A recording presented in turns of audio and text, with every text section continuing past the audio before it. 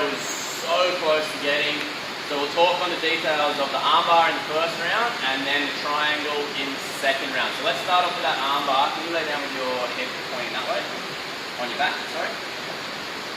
Spin, see your pencil there? On your back. There we go. Shit, got there in the end. Yeah. So we had Oliveira got to mount. He was doing a really good job of controlling, and a really common thing that you get when someone can't escape your mount. So when they're under pressure, that's when they're trying to bridge, they're trying to buck, they're trying to push on kicks and upper body and trying to hold, stop strikes and these sorts of things. A very, very common reaction as someone gets more and more desperate. And this was at about the 4:30 mark or something. It was kind of in the last minute of the round. So Tony had been controlled a lot. He'd been put on his back, which he probably wasn't expecting. Passed, mounted. He couldn't get him off. He starts getting more and more desperate as the damage starts to take over. So he was low here, and what Tony did was he went to push up underneath to sort of take that pressure off. And classic Jiu Jitsu.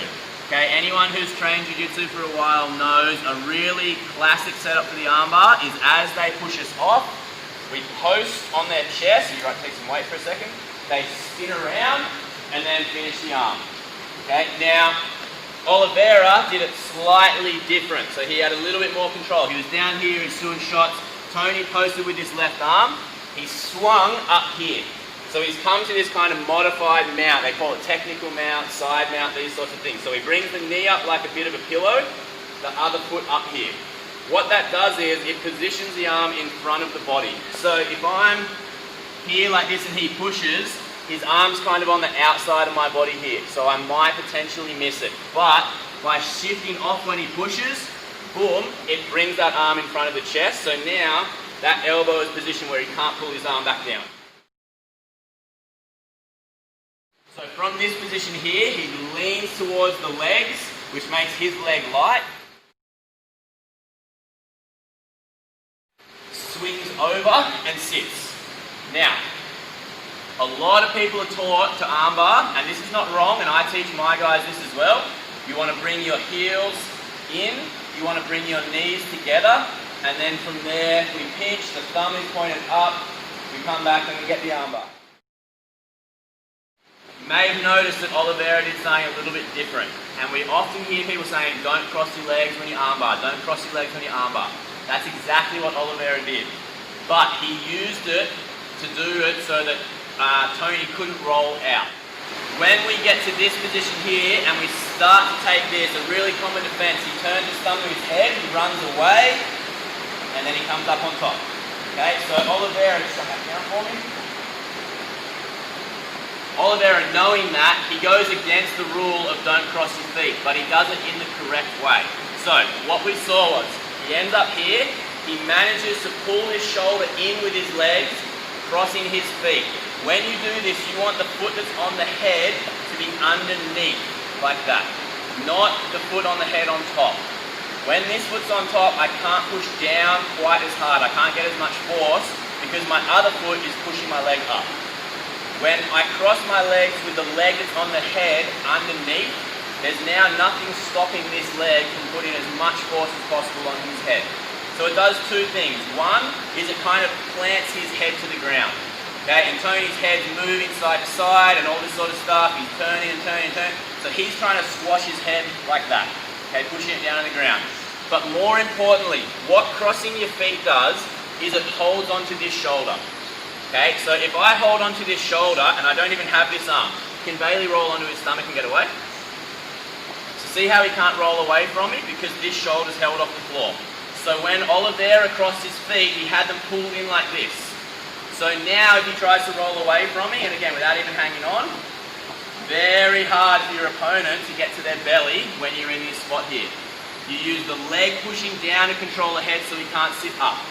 Okay, I don't want him to get to his knees and come up like this either. Okay, so I use this knee to put pressure on his head and keep him planted. So I've got his shoulder controlled, I've got his head controlled.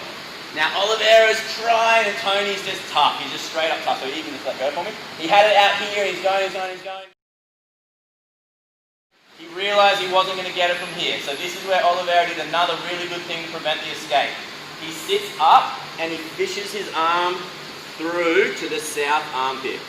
Okay, so again, he's trying to get it on this side of the body so that it makes it hard. If this arm is trapped here, again, if you roll onto your stomach for me, very hard to roll onto his stomach in this position here, because this arm's controlled. So when you combine the legs under the shoulder, the head pressure flaring, and then when he switches off, so he holds, he's trying to finish, shoots the hand through as he sits up. Now he's over the arm here, and it's right under the armpit. Very hard now because of these two things. And you could see Tony was trying for all his work to roll out, but not possible. Oliveira pinches, he sits back, boom. And clearly Bailey's not as tough as Tony Ferguson because he tapped out straight away. Okay, but Tony, man, honestly, the only reason he didn't tap because he is hard as nails and the round stopped. I reckon if he had, 10 more seconds of cranking on that, and you could see from the photos, a normal arm goes past straight about sort of 5, maybe 10 degrees if you're lucky at the elbow. Tony's was like 25, 30 degrees. Okay? How he didn't tap is just a testament to how tough he is. But Oliveira's technique was really good. So we'll go once more from the start. So I'm here, he pushes up, he switches off nice and low to the technical mount. Leans to that south side towards the leg, arm comes over, and then from here he pulls in and hooks. Straight away, he got the arm straight, Tony's defending, he's trying to move, it's not working, he holds, sits through, and now from here he's coming back, boom. Timer runs out, Tony's arm was pretty jacked up from that, he didn't use it a whole lot. I haven't heard, someone drop a comment because I haven't heard what's happened to it after that, but a lot of pressure. The next thing that we want to talk about is the triangle. So, just jump down again, for me and mount.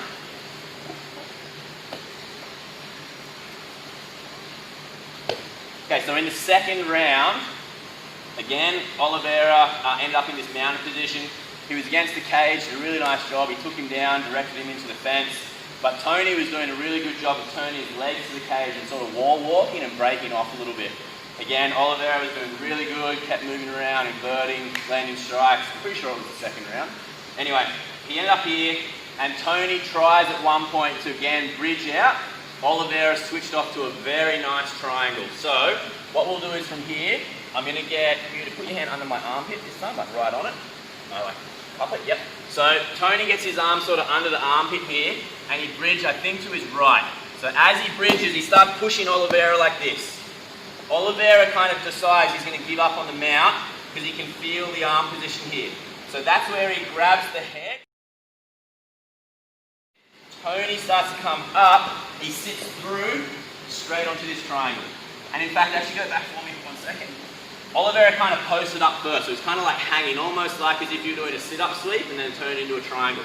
So as he bridges up here, boom, come up onto your knees. Tony starts to come up onto your knees all the way up. Yeah, he gets like this. And then from there, he shot that triangle. Straight away, he locked it in. Now come around to this side for me, if you can. Just come to sort of this angle here. So right now, you can see that my opponent's shoulder is inside my triangle. You hear this a lot from a lot of top coaches, and we teach it here. You shouldn't be able to see the shoulder when you're doing a triangle.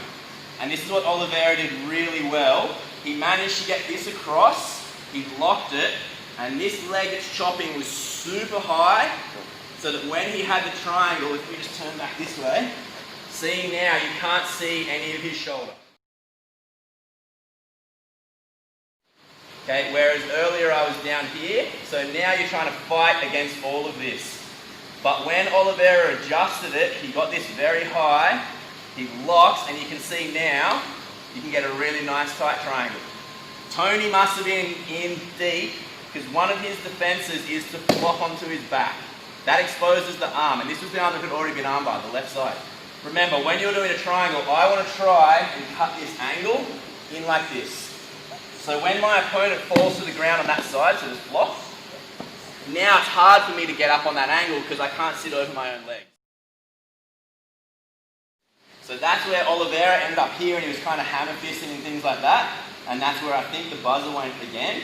This is where usually at this point, this top leg would come over, we would lock, and we would try and armbar finish from there. Again, he ran out of time. Tony just being super tough. So we'll just do that one more time as well. So he's in mount. Again, Tony pushes. Oliveira goes bang. He comes up to his knees. He hangs on, shoots the triangle, and straight away he manages to adjust it so that that shoulder was locked in. Now, ideally, he would have tried to come in, either under the leg or under the arm, and finish. But Tony's super tough. He flops. Oliveira landed here, and that's where he was sort of hitting. He would have liked to probably put that over and then try to finish on the arm. But again, the buzzer goes, I'm pretty sure. Tony gets out of it, continues. Man, it's such a good fight. And yeah, great jiu-jitsu by Oliveira. He holds the all-time record for submissions in the UFC.